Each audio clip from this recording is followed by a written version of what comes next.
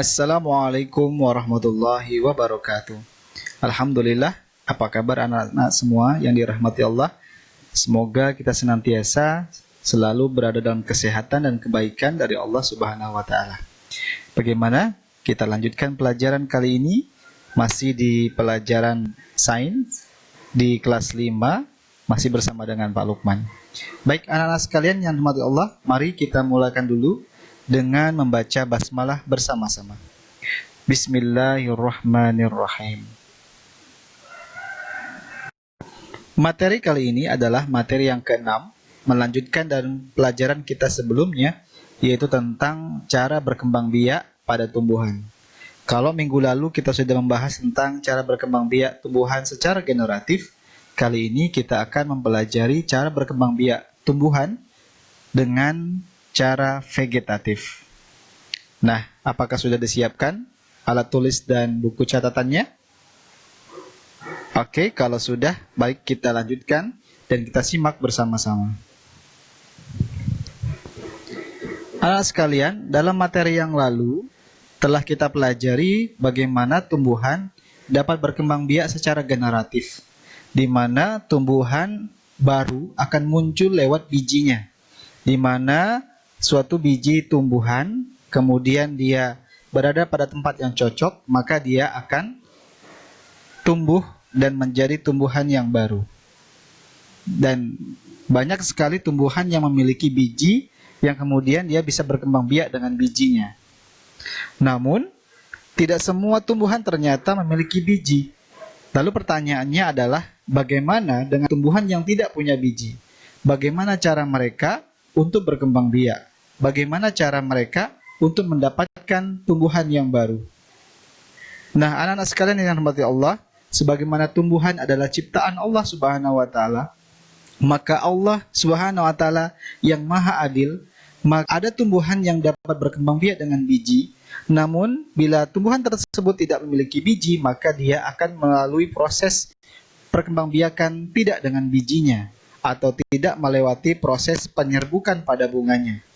Nah, hal inilah yang kemudian dikenal dengan perkembangbiakan secara aktif.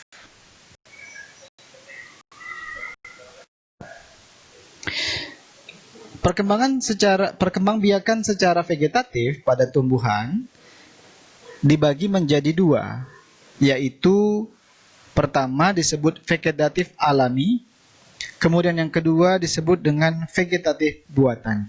Nah, seperti apa ya? Mari kita lihat bersama-sama contoh-contohnya.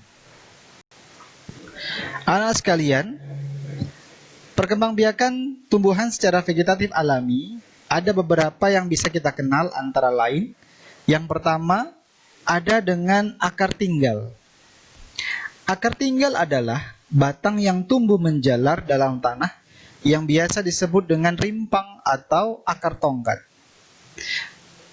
Akar tinggal contohnya seperti pada tumbuhan jahe, tumbuhan kunyit, dan juga tumbuhan lengkuas atau rimpang-rimpang lainnya yang sejenis. Semua berkembang biak secara vegetatif alami menggunakan akar tinggalnya. Kemudian yang kedua, dengan umbi lapis. Umbi lapis adalah umbi yang berlapis-lapis dan tebal sehingga membentuk seperti batang, di mana pada bagian bawahnya akan tumbuh akar serabut. Di antara lapisan-lapisan umbi lapis akan muncul bakal tunasnya. Nah, jika umbi lapis tersebut ditanam, maka tunas tersebut akan tumbuh menjadi tumbuhan yang baru. Contoh tumbuhan yang berkembang biak dengan umbi lapis adalah bawang merah. Sebagaimana kita lihat dalam gambar ini, bila bawang merah kita belah, maka kita akan melihat bagian lapisan-lapisan pada bawang tersebut. Dan inilah kemudian nanti akan muncul tumbuhan atau tunas baru dari setiap lapisan-lapisan tersebut. Contoh lain tumbuhan yang berkembang biak dengan umbi lapis adalah bawang putih dan juga bawang bombay. Kemudian tumbuhan berikutnya berkembang biak secara vegetatif alami adalah dengan spora. Spora adalah sel tumbuhan yang berbentuk serbuk yang akan terbang ketika tertiup angin atau terkena air hujan. Kemudian akan menjadi tumbuhan baru ketika jatuh pada tempat tumbuh yang cocok. Tumbuhan yang dapat berkembang biak dengan spora contohnya adalah tumbuhan paku. Seperti ini ya, tumbuhan paku di mana sporanya biasa berada di bawah bagian daunnya. Di mana terdapat serbuk-serbuk di sana, kalau tertiup angin dia akan berterbangan mencari tempat tumbuh yang baru. Contoh lainnya, tumbuhan yang berkembang biak dengan spora adalah jamur. Ya, segala jenis jamur, baik jamur yang bisa dimakan ataupun jamur yang tidak bisa dimakan. Kemudian vegetatif alami berikutnya adalah dengan umbi batang. Umbi batang adalah sebenarnya batang tumbuhan yang tumbuh berada dalam tanah. Kemudian batang tersebut digunakan untuk menyimpan cadangan makanan dan akan membentuk umbi. Nah, umbi ini bila ditanam akan tumbuh tunas dan membentuk tumbuhan baru. Tumbuhan yang dapat berkembang biak dengan umbi batang contohnya adalah seperti kentang dan ubi jalar. Berikutnya dikenal juga vegetatif alami adalah umbi akar. Umbi akar adalah akar pada tumbuhan yang beralih fungsi untuk menyimpan cadangan makanan. Sehingga untuk mendapatkan tumbuhan baru hanya perlu menanam bagian akarnya tersebut. Contohnya seperti pada wortel, lobak, dan bunga dahlia. Ini adalah tumbuhan yang dapat berkembang biak dengan umbi akarnya. Berikutnya adalah dengan geragih atau disebut dengan nama lain stolon. Geragih atau stolon adalah bagian tumbuhan yang tumbuh pada tumbuhan dan menjalar di permukaan tanah. Tumbuhan baru akan muncul pada buku-bukunya dan akan mandiri atau hidup sendiri ketika sudah cukup besar. Contoh tumbuhan yang berkembang biak dengan geragih adalah stroberi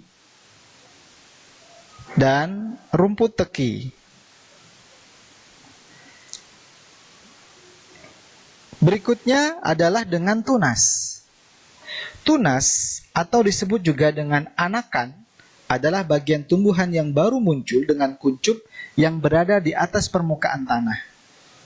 Contoh tumbuhan yang berkembang biak dengan tunas antara lain adalah bambu, pisang, dan tebu. Dan yang terakhir adalah tunas adventif. Tunas adventif adalah tunas liar yang tumbuh di luar bagian dari batangnya.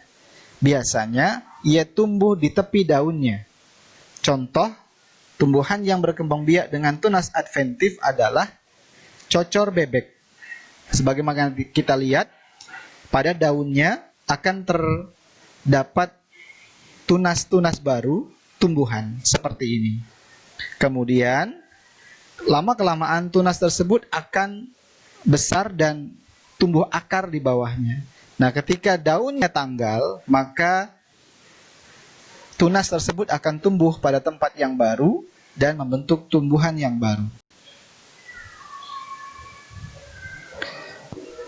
Nah, anak-anak sekalian, kalau tadi perkembangbiakan secara vegetatif alami, bagaimana dengan perkembangbiakan vegetatif buatan?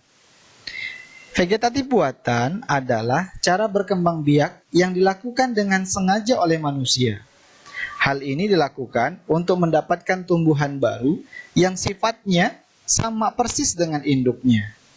Jadi misalkan kalau kita ingin mendapatkan tumbuhan rambutan yang baru, maka kita akan mendapatkan tumbuhan rambutan yang sifatnya sama persis dengan induknya. Memiliki buah yang manis, buah yang besar, dan daging yang tebal. Maka dapat kita gunakan perkembangbiakan vegetatif buatan. Nah, contoh vegetatif buatan adalah dengan stek batang, misalkan pada tumbuhan mawar dan melati. Kemudian bisa juga dengan cara mencangkok atau cangkok. Biasanya seperti jambu air, rambutan, dan juga mangga adalah tumbuhan yang bisa kita perkembangbiakan dengan cara cangkok. Nah, inilah beberapa dari vegetatif buatan. Ada beberapa yang lain yang mungkin akan dijelaskan pada pelajaran-pelajaran berikutnya. Demikianlah pembahasan kali ini tentang perkembangbiakan tumbuhan dengan cara vegetatif. Artinya sekarang kita memahami ya bahwa ada tumbuhan yang bisa berkembang biak dengan bijinya atau disebut dengan generatif, tapi bagi tumbuhan yang tidak memiliki biji, maka Allah memberikan lain untuk bisa berkembang biak, yaitu dengan cara vegetatif sebagaimana yang telah kita bahas tadi. Nah, anak-anak sekalian, demikianlah pelajaran kita kali ini. Mudah-mudahan menambah ilmu yang bisa kita manfaatkan dalam kehidupan kita dengan materi sains yang telah disampaikan tadi. Cukup sekian dari Pak Lukman. Pak Lukman minta maaf bila ada salah kata dalam pelajaran kita. Pak Lukman akhiri. Assalamualaikum warahmatullahi wabarakatuh. Sampai jumpa dalam materi pelajaran berikutnya.